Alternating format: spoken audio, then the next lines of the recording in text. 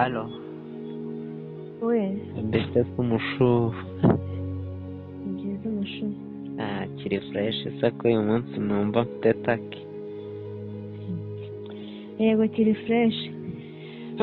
Katuruse kageze ko urangaye ko usigaye uhindagura nka vitensi za mburiyaje. turasa 4,000. Ibihumbi bine ni menshi we.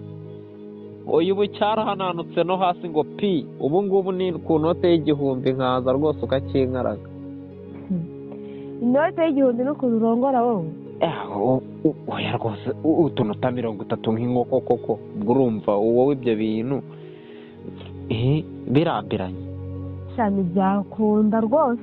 Oya ihangane basi urwaze dore ubu ngubu nje nyitwaye mu ntoki ngeze hano munsi yo kwa Berekemaso.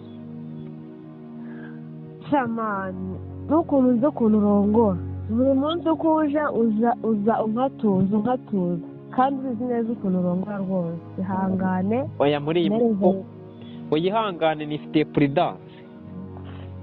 Okay basi reka mukatuze basi. Nkaturira we. Ni 2,500.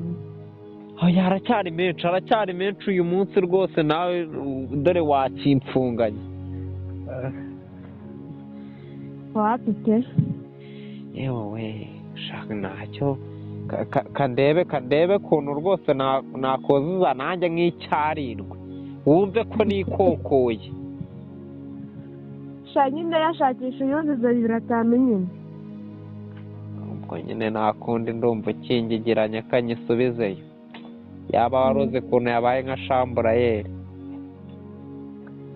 Ntariri muri no rero. Sawa ntacyo kanze ndebe kuntu nakwizungurizamo. Siwumva unyijije urupfu rw'uyu munsi sinari kurara ku isi nakibonye.